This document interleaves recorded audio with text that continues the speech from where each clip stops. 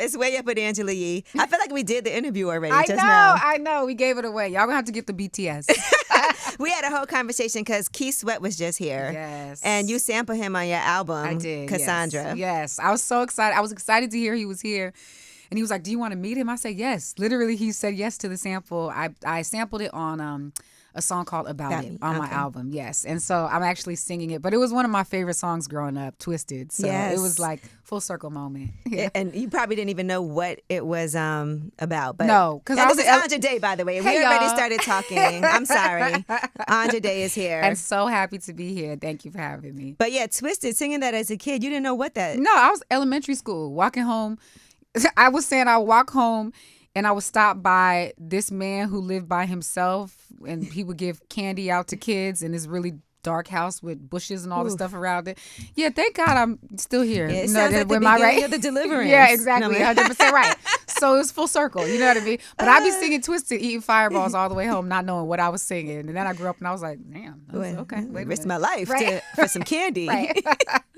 Well, they know kids love candy. But honestly, like, I'm so glad you're here. I definitely watched the United States versus Billie Holiday. You did such a fun. I didn't realize that was your first like starring role. Yeah, first acting role, really. Acting role, period, in a movie. The way that you killed that role. Thank you so much. Was so amazing. Like, and I didn't really know Billie Holiday's full story. Oh, I love that. I love hearing stuff like that. Right. I think that that was well, first of all, I didn't want to do it because I'm not an actor. And I was like, y'all should just go find somebody who, could act.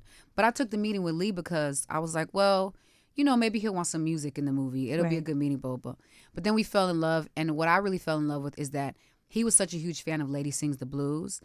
And then he never realized that he didn't know Billie's full story either. And I was such a big fan of her. So like, I recognize her as like this sort of godmother of like the neo-civil rights movement, So that was one of the big things for me that I was like, I was scared to do it, but it did matter to me that her legacy was vindicated. Because like the fact that we only really know her as a jazz singer and a drug addict is part of the design. You know what I mean? So it was really important that she should be looked at when we have conversations about Ida B. Wells and Angela Davis and, you know what I'm saying, Assata Shakur. Billie should be mentioned in those conversations. You know what I mean? So that was definitely why I wanted to do it. And you're the perfect person when you think about how music actually affects movements so much, and it is part of civil rights movement. Even if you think back to the days of slavery when music was so important, on the plantations for many different reasons.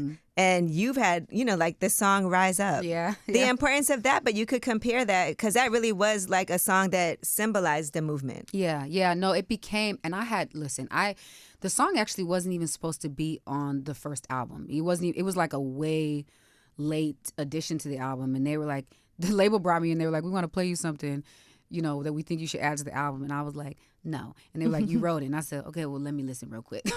But so we listened to it, and it kind of sucked the air out of the room, like as it does, sometimes.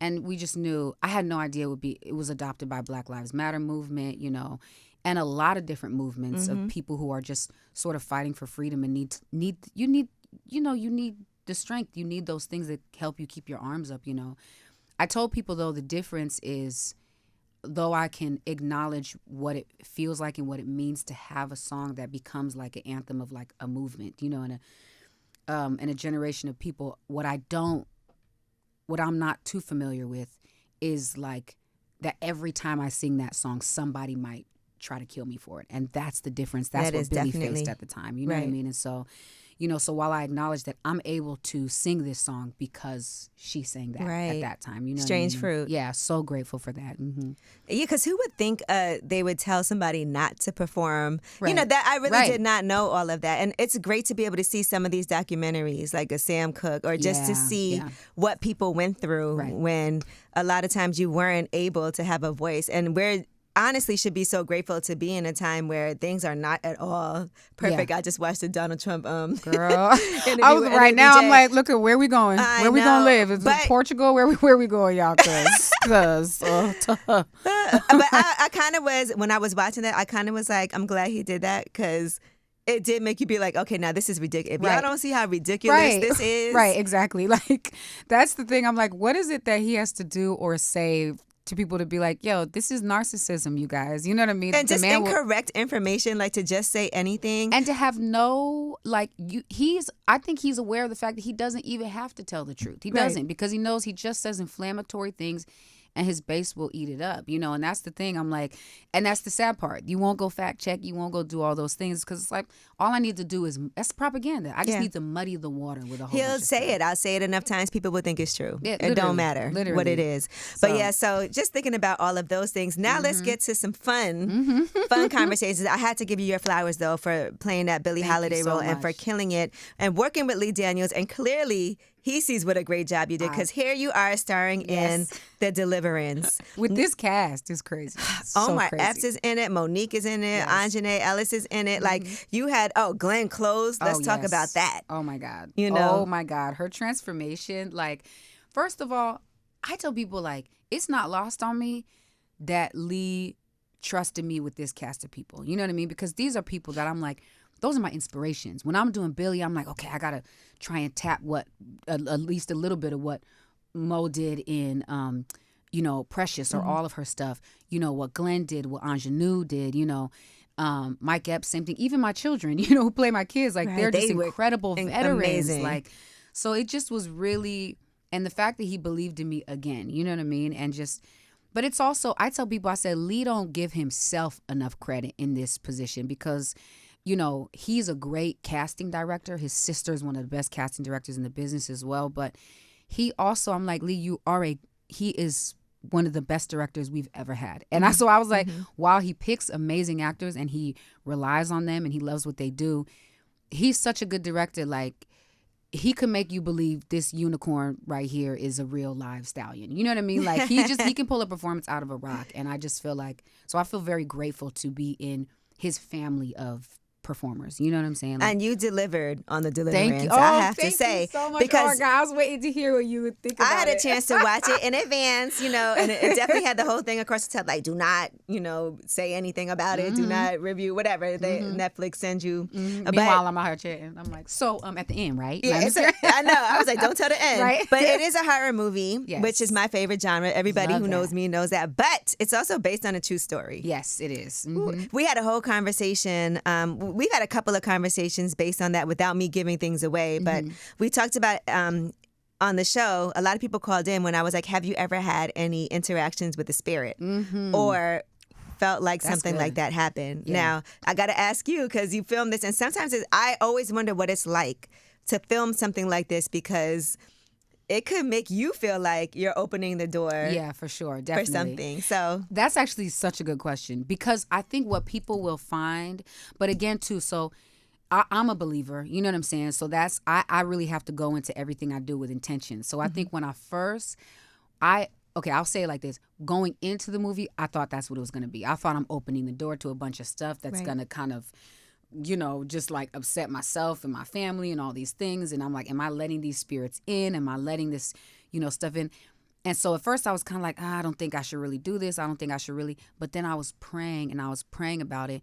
And for me personally, I could really hear God clearly tell me that, like, these are not things. When I say, like, perfect love casts out all fear, I mean that. Like, you know what I mean? And it was like understanding that you got to understand you have authority over these things. These things are under your foot. So it's like, you have to be this. If you're going to be light needs to illuminate dark places. You know what I mean? In these stories and show victory.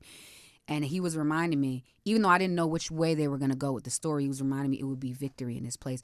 So it was really crazy because from my experience on set, it was actually a lot of light. It was a lot of light, a lot of love, a lot of community sisterhood with these incredible women on set. Like, I did have, like, sometimes a little bit weird dreams, like.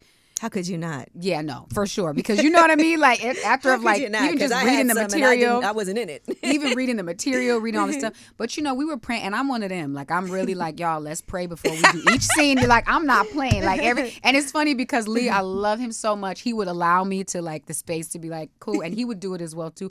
And then sometime if I'm in my head, he'll remind me. He said, Andra, we're going to pray. So we would grab hands. We made sure we prayed because he had intention too. Because his intention was like, yes, I want to scare people. Yes, I want to make a horror movie.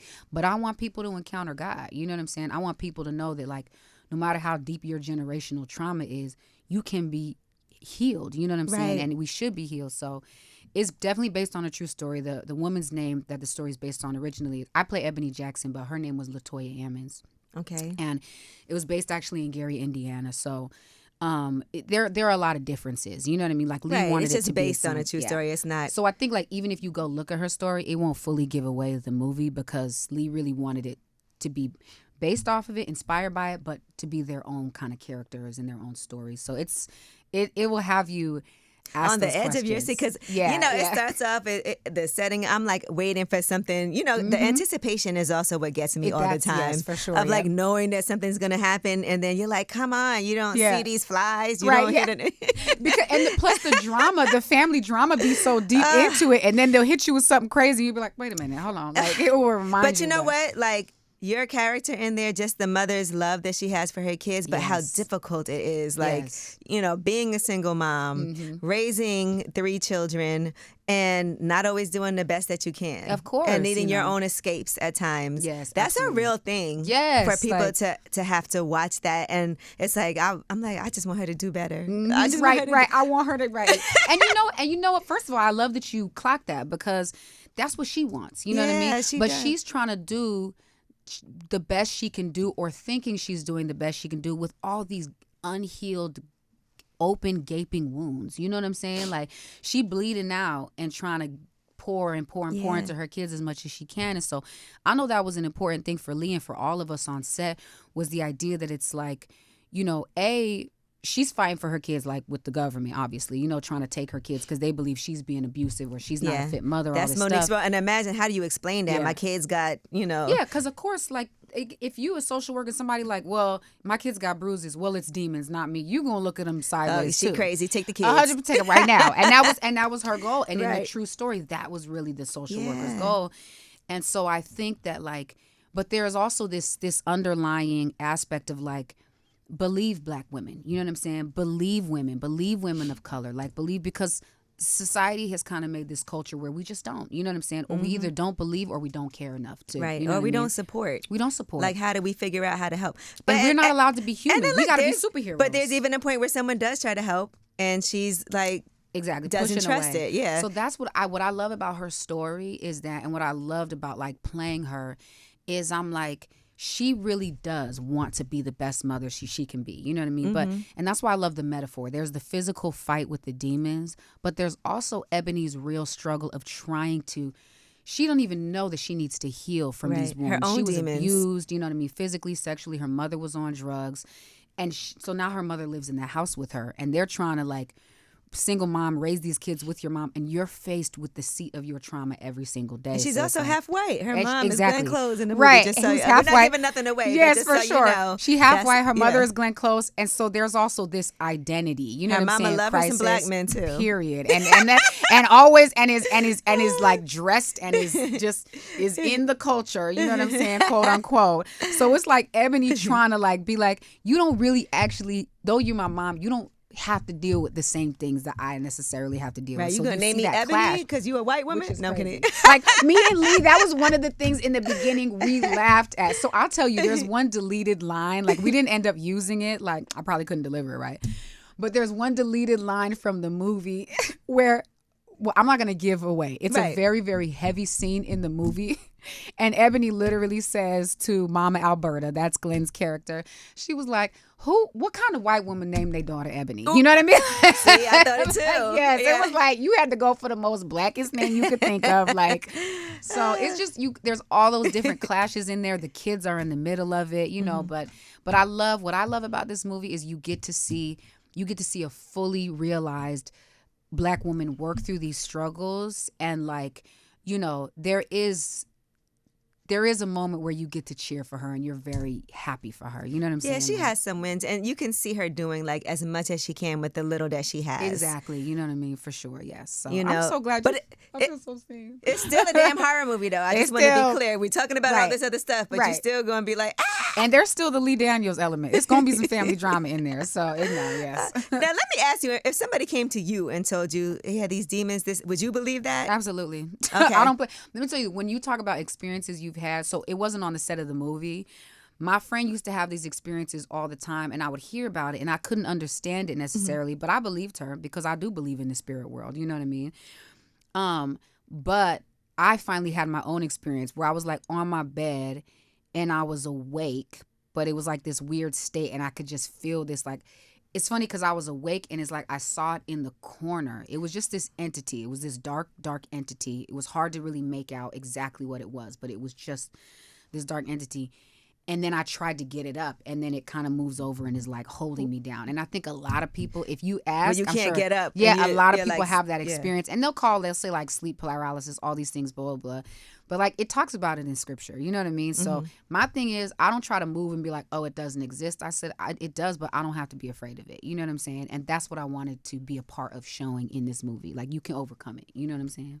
Ooh, I love it. Yeah. I can't wait for people to see this movie. Wait, what about you though? Do you believe it? I do, because you know why? Because there's so many true stories. Yeah. And even when I was young, I had this conversation like The Exorcist. That was like the first horror movie I saw. And I should not have been watching that as a kid. And I watched it by myself. Exorcist? Well, my first horror movie that I saw as a kid. Oh, no wonder. She was scarred early. You built different. But I used to watch like all the Nightmare on Elm Streets, like all the Stephen King movies. I used to love that. And like I used to read R.L. Stein as a kid too, and Christopher Pike and all them little scary books. Yes, and you know how all of that. So and Cujo, like all of those. Oh, I love that. Wait, this is next time we got to do a little Remember marathon. Carrie? Yes. Oh my gosh. Yep. So I used to love stuff like that as a kid, but I will say a lot of it, even Texas Chainsaw Massacre, that's based on a true story. And I know it's not like a complete true story, but there's a lot of things that are unexplained in this world that I think that how could you not believe that there's spirits, good and bad? And I try to welcome the good ones. Right, yeah.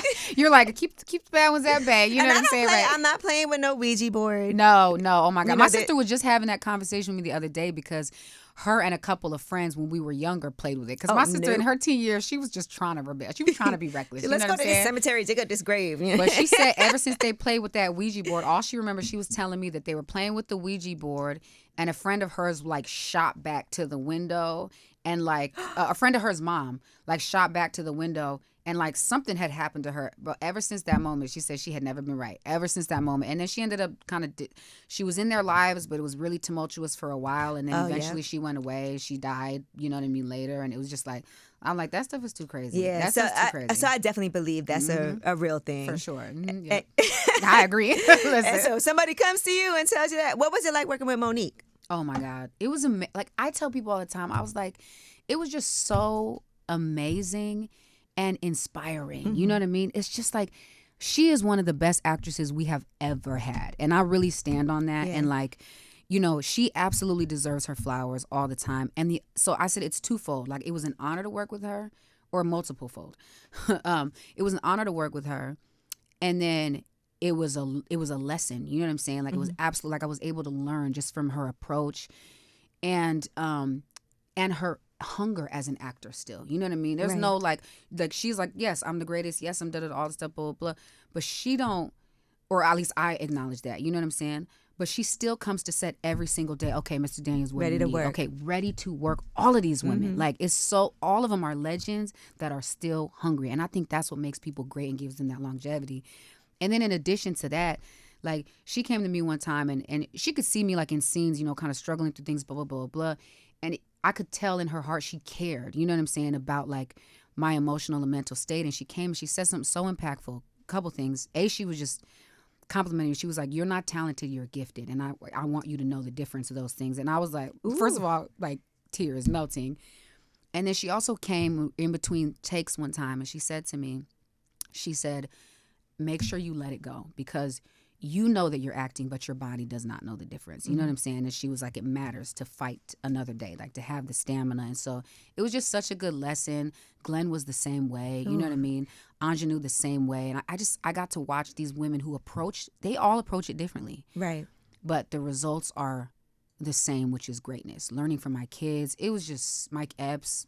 It was amazing. It was probably one of my favorite. You mean Omar Epps? Omar I know Epps. what you Sorry, meant. Lord Jesus. They're both Epps. It's the Eppses. But no, Omar Epps. Sorry, working with him, it was great to watch them all approach it differently. Miss Lawrence, you know what I mean? It just I learned from all of them. Miss Lawrence killed it. I didn't even realize at first that was Miss Lawrence. Yep, exactly. It took me a second. I feel like we're just gonna be besties and things a lot. That's so dope. And for this to be like your second starring role, you're here for a reason. Thank you. Just so even a Billie Holiday Holiday, and then to go from that to this. But those are huge, huge. And I remember when you did Billie Holiday, and you talking about getting into that role, and I read about it and how you were smoking cigarettes and lost 40 pounds a day. And this one, now I'm sitting out here a lie because now I got a tattoo of these children. People are like, "Oh, those are your babies." I was like, "They don't even exist. Those aren't even real children." And this, you for real got? Yes. Look, feel it. I'm telling you, she really got tattoos. It was supposed to have faded by now. I went and I got it because I was like,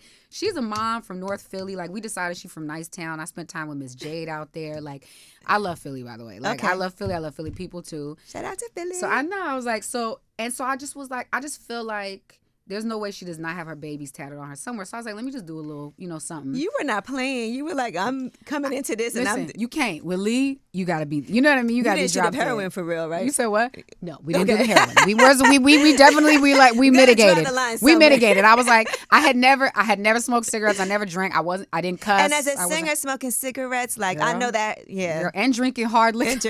That was a lot. I was like, my liver was like, cannot wait till this shooting schedule is over. And cigarettes are so addictive too. Weren't you concerned that like I was, because I was just gonna do it on set. I had committed to it, and I was like, I'm just gonna do it because the thing is with Billie, like, you are hard pressed to find a photo of her like on a candid where she does not have a cigarette in her hand, and I didn't want to just be like, here I'm smoking cigarettes the right thing. I need to know. I gotta feel it in my body. I need to know the unction of what, like, if we're sitting here talking and I just grab a cigarette without even thinking about it and I light up, and you know what I mean, like, what is that unction that makes me do that? And I needed to have that feeling. And honestly, it actually helped me on set because, don't do this, y'all, but it helped me on set because I like doing the heroin nods because my body was so not used to cigarettes. So it would actually shut down and I would start to nod like as if I was on heroin. You know what I mean? Wow. So I could focus on the emotional part of the scene. So, yeah, it was, but I ended up smoking for like 2 years after that, which I was like. Oh, my God. See, that's a hard habit to kick. It's commitment is unparalleled, I have to say. And in my mind, I think I justified it because we finished filming, but then the next year we had to do like pickup shoots. We had to do, ADR and all this stuff. And that's not a character for me. Again, I didn't have no experience with it. So it wasn't a character where I'm like, okay, I'll drop out. And then when we do the pickup shoots, I'll drop in. I was like, I got to just stay her all the way up until 2021. When it dropped and going through award season. So that habit ended up being like way longer than I thought. But I think I was able to kick it because I started so late. You know what I mean? Like if I started smoking when I was like 12 or 13. That's a lot harder. Like that's harder. So yeah. How did you feel the first time you saw the movies? Oh, I cried. I felt a range of emotions. I definitely cried because the best way that I could explain it is like, I don't look at the movie like, oh, here's this great work. Like, because it was my first time and because, like, the way Tasha trained me and the way Lee got the performance, like, those don't feel like memories from work. They feel like memories from my life, like actual memories. You know what I'm saying? So it just doesn't, it feels like, so it's like me watching this part of my life that I love so much that I'm not in anymore. You know what I mean? And so it's just like, I loved being her. I loved my cast. I was in love with everyone. I was, and so it was hard watching it. And plus, the edit is a hard thing for me because I know everything we filmed didn't make it. Yeah, and I don't like cutting stuff because I was like, as far as I'm concerned, just make it an 8-hour movie, right? Yeah. So so that was hard, to see. But it was also like, I don't know. I was overjoyed. I was just in tears. I was just super duper emotional, grateful, But at the time, I was still dealing with stuff, so I still wasn't ready for that part of my life to be over. You know what I mean? And because it's just like her memories just felt like my memories. And how did your life change after that? I mean, I definitely got, there's ways in which Billie made me a lot braver. I don't know if either braver or more confrontational. I don't know, because I don't like confrontation. That is more brave though, to be able to not be passive aggressive. And just to clear, just you know come what I'm out saying? with it. Like, and so she definitely like, well, she was a little more explosive. You know what I mean? Like, but and there were just ways relationships changed. I was in a relationship for 4 years that ended. You know what I mean? Because I'm a whole different person. You know what I mean? And that was really hard for me.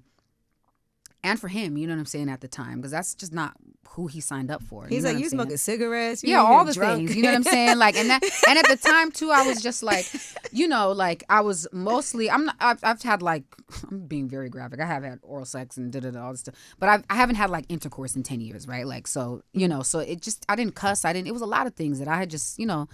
Wait, you stopped for 10 years? Yeah, for 10 years. Yeah. Okay. So I was like, and at the time, I guess when we were filming, what was it, like 6 years, whatever. I can't do math, girl. Okay. Clearly, I didn't do that either. But that wasn't required for Billie Holiday.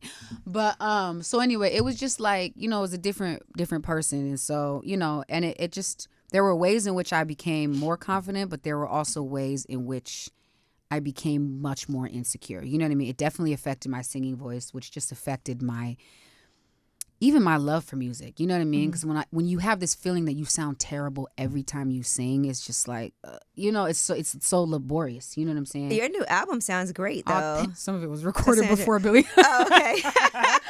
But keep it real. No, but it was just, okay. Yeah, so it was that, there was all of that. You know, it was a long period of trying to figure out who I am. You know what I mean? And then I finally got to a point where I was like, all right, well, I shouldn't be trying to go back to who I was, because that's silly. Like, you're changing every day. You know what I'm saying? Right. Like, so every interaction will change you. You get married, it'll change you. A new job, it'll change. So why would I think that one of these super impactful experiences wouldn't change me? So I just accepted, like, this is a part of preparing me for who it is I'm supposed to be in this season. And that kind of helped, you know, just through prayer and all that stuff to ground me. But yeah, it did definitely impact my life. And you did get your voice back. Yeah. Right. I know there was some issues with the hemorrhaging and yeah.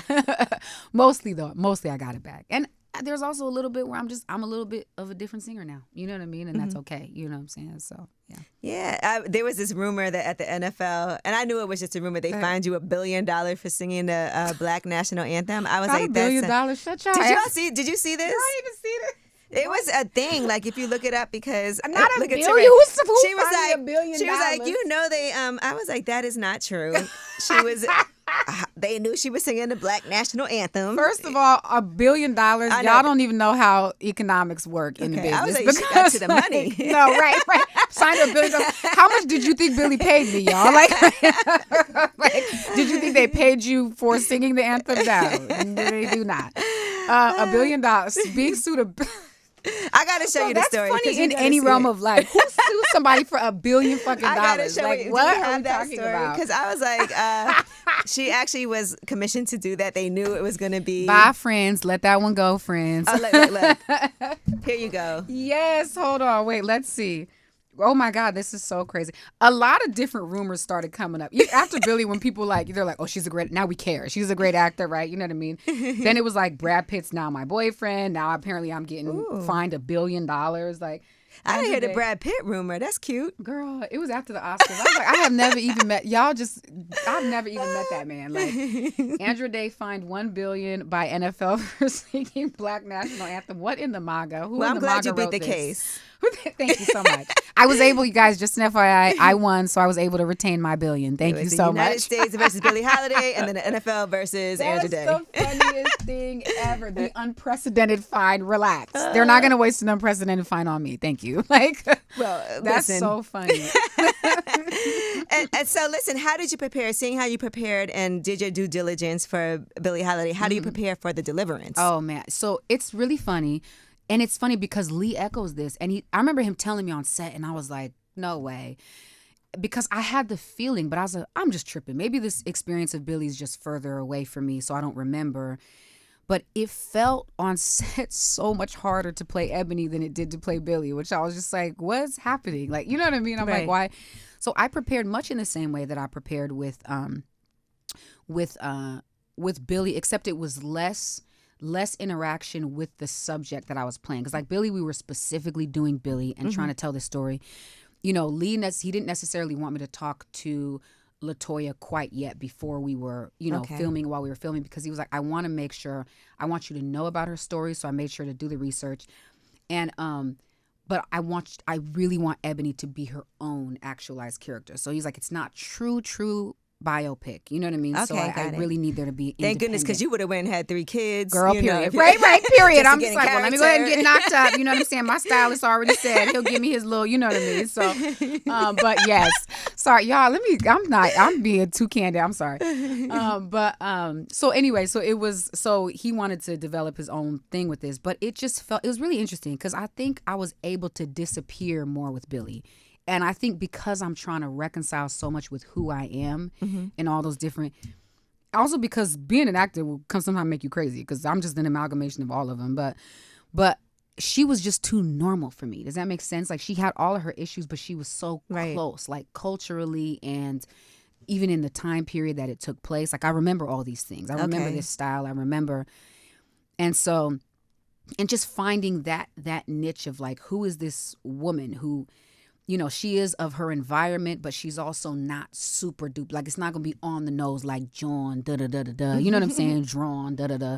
Like, she really wanted to she's one of those women that gets out of her environment and I want to do something different. I'm not going to be like my mama because she's ghetto and she's, you know what I mean? She one of them. Like, but she is of her environment. So it was just a lot of super duper nuance, a lot of internal. Like, Ebony's very much like, she's not as explosive as Billy. She can be. She's definitely can be.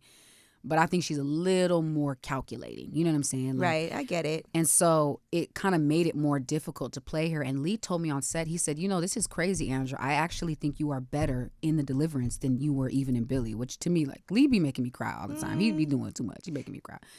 But after having the experience of doing that movie, you should be every single time. And I trust everything he says. I trust everything he says. And that's why I tell people, how do you know if you're a good actor? I don't. If Lee says cut, we got it, that's how I know we got it. That's it. You know what I mean? Thank you, guys. 100%. You know what I mean? So I prepared by just, preparing the motherhood. I went and spent time in Philly as well too. I spent time with Miss Jade out there and just a lot of figures, and spent time like in Philly, like with people from there as well. Cause like, you know how it is. Like, you can't just drop into like people nice town into like somebody's hood and be like, hey y'all, I'm prepared. No, you know what I mean? Like, respect, like, So I wanted to make sure that I was like, but and without being so on the nose, you know what I'm saying? But just little touches and then spending time with kids and what that means to just have these 3 lives that are far more important, you know what I mean, than yours. Dealing with alcohol addiction, I definitely was studying that in the ways that it impacts you, what people are trying to cover up with those things, and then dealing with like for me, it's like I always tell people, I was like, I'm light skinned, but I really am mostly black. Like, my mother is the mixed one, so she has more of that experience, and so it was delving into that because my mom is black and white. Okay. And so just diving into that sort of experience with her. My mom actually, I'm speaking candidly, she actually shared a lot more of the same traumas that Ebony shared. You know what I'm saying? Got so it was. But she's not going to watch the movie, you said. No, she's not. So she just doesn't like horror movies? Too scary. Listen, if it ain't on Disney Plus, mom is not watching it. She's like, protect my peace. I'm violent about her peace, okay?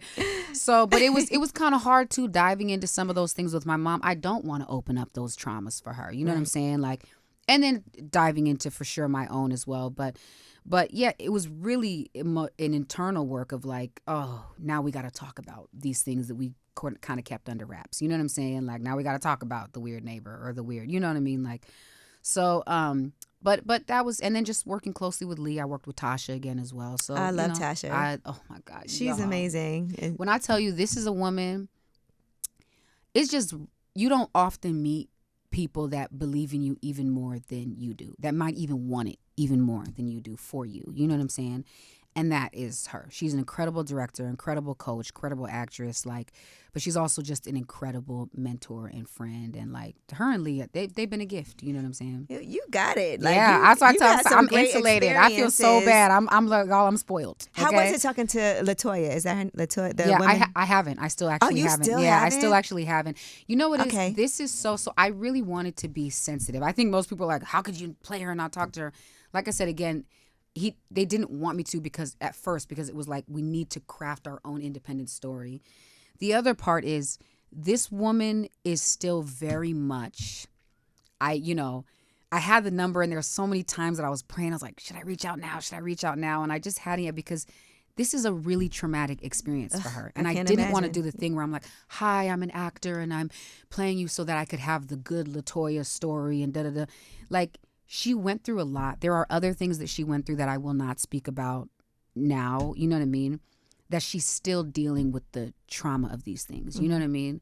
So, like, I think I wanted to be fully distanced from the bigness and the craziness of this that she really does not want in her life. She is still a recluse, like, to this day. Even like when you watch documentaries of people trying to get her attention, even when Lee and the producers were trying to speak to her, it took a minute for her to open up, you know what I'm saying? And she experienced some more trauma and shut right back down. Like, so I just respectfully giving her it's space. Just like there's so many big people calling her, and she's clearly unfazed by this because she's been through so much. And so, like, I was like, eventually I'm just praying about, like, just for God to open the door when it's time to talk and for healing and all these things. I just don't want to exploit her life just for the conversation. You know what I'm saying? Because this is real to her, still real to her. You know what I mean? It is. So, that's traumatizing. I was traumatized watching it. Yeah, 100%. You know what I mean? And, like, they do have this documentary out. You don't find much. I think she's done maybe 2 interviews, and you can tell it's uncomfortable. Like, and there's a documentary where they really could only talk to, like, her cousin because she wouldn't even open the door. You know what I mean? So I'm like, you don't want to press into people's space like that. So I get it. Be respectful. You know what I mean? Sure. And then you have another movie coming out too, right? Yes, I'm so excited, called Exhibiting Forgiveness. Yes, where I was able to play again with Anjanou Ellis, who y'all, you have to go see this movie. It's really. Titus Kaphar is the director. He's a first-time director. Okay. He's actually an incredible painter. You know what I'm saying? Like, incredible artist. And so he's really reconciling the relationship with his father, who was unfortunately a victim of the drug epidemic, you know what I mean? And he's really wrestling with the idea of how to forgive. You know we should forgive, we're supposed to, but we don't talk about how hard fought forgiveness really is. It is. And so it's this man, he's trying to build a life of health and freedom, and I thought these characters would be good for me too, because I was like, ooh, she's healthy. She checks in with her mental health. Like she finally, I could do some self-care. She research. Don't play. Right, exactly right. I could be healthy for this one. So it's starring Andre Holland, Anjanou Ellis, John Jelks, myself, and it's a really beautiful story about a father-son story about forgiveness, but it resonates. It just in any relationship you have where you're struggling with forgiveness, you know. How was it for you working with another director now? It was scary at first because people tell me, I remember in the beginning, they want you to, I want to work with Lee. Andrew, you can't only work with Lee. Why not? Like, I was like, explain it to me. Explain it to me, because guess what? He already got another script in my books already. You know what I'm saying? And I'm going to say, yes, I'm doing that one as well too. You know what I mean? So he's my Scorsese. That's know like what I mean? Spike Lee and Denzel. Like, why not? Spike, Denzel, Scorsese, and, Robert De Niro. Why not? He is that director, you know what I mean? So, but it was great. I think because I'm such a huge fan of his paintings, I was like, okay, I gotta see. He's a visionary. I gotta see what he's doing with this movie. And it was actually really, working with him was really amazing, and working with the cast was really amazing, because it's such a fantastic story, and, like, I really wanted to be there. I was truly a support, like, not just like a support character, but a support on set. And I really wanted to make sure, like the other actors did, that this vision came to life, because I know it would impact people like that. So it was cool working with a different director. It's interesting. I watched him become a director on set as well, too. You know what I mean? Because there are moments when he's a very nice person and he wants to, like, let me make sure everybody did it. And he stayed that way. But you get to a point where you realize, I got to get this done. You know what I mean? So there were moments he would do things that actually reminded me of Lee. You know what I'm saying? So I was like, yes, go. Look, you're a veteran now. So. Apparently. Now you guys are 3 times in, okay, right?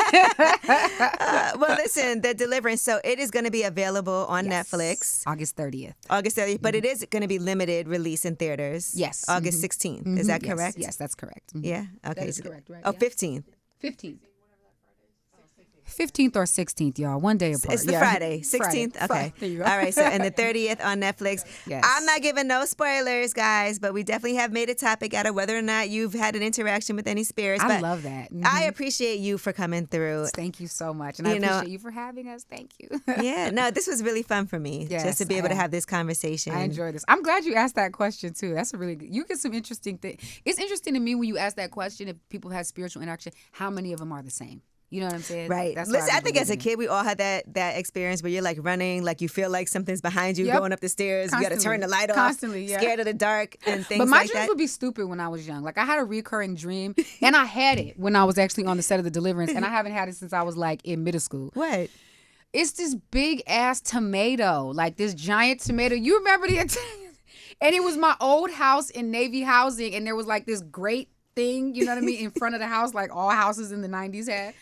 And I would be running away from this big ass tomato, and then I would get behind it, and then he'd start shooting his little angry baby tomatoes at me that would splat all around all this. But I think there's a movie about a giant horrible tomato. You said we all had that dream? No, that was just me. Okay, I was gonna say, did anybody in here have that dream? No, that was just my. I'm gonna Google what a giant tomato throwing baby tomatoes Attack means. of the big tomato. There was Attack of the Giant Tomato. Movie. This is why I don't need to be watching the old shit. Of the Giant Tomato. Oh, Attack of the Killer Tomatoes. That's it. That's it. And that is definitely a horror film from 1978. And it literally was a dream that stuck with me like my whole childhood. I was so irritated. Oozing tomatoes go on the rampage, splattering innocent victims. And then there was the big one. And he splattered. He splattered right on my grave. I don't know why. I shouldn't have watched this movie. Why would my mind grab onto such a dumb one? Like, this might have something to do with your celibacy. For some reason. Why she coming for me, y'all? It might be. The images are crazy right now. Okay. All right. Well, thank you so much, y'all. You. Make sure you check out the Deliverance. Make sure you pick up the Cassandra. Well, listen to the Cassandra album. Please. I guess no one picks up albums anymore. Right. Exactly. You know what I mean? That? Like, yes, exactly. And the tour too, right? Yes. Oh, so okay. So I might as well say this now. I can say it now, right? Yeah. Okay. So listen, here's the thing, y'all. So I had to postpone the tour. Okay. Because it was going to be in August, but we're going to do some dates actually in October now because when we booked it, we didn't know when the Deliverance would be releasing or Exhibiting Forgiveness. So it was like, y'all, they were trying to kill me. So it was basically, there were no days. Like I need to make sure, like I'm singing, you know what I'm saying? Right. I'm singing. The microphone was on during the tour date. So basically it was I'm supposed to be in like 3 different cities sometimes on certain days. Like there was no break. Yeah. So I couldn't do press runs for 2 movies and tour at the same time because I felt like I'd be failing in both directions. Missing press dates, not giving good shows because my voice is tired and all these things. So we just decided like, let me give my full self to the press run of the Deliverance because it deserves it. Press run of Exhibiting Forgiveness, it deserves it. And then fully give myself to touring. You got to do what you have to do. Yeah, for exactly. So I am sorry to say all of the refunds are there, you guys. I wanted to make sure it wasn't messy. We will be making an announcement, but yes, we did have to postpone it because girl, this well, hopefully they don't come and throw no tomatoes in no, October. that would be y'all don't get no ideas. Do not get no ideas. I still fight a little bit. No, all right. Well, honestly, this was amazing. Thank you so much. I really appreciate it. Yes, thank you. Way up.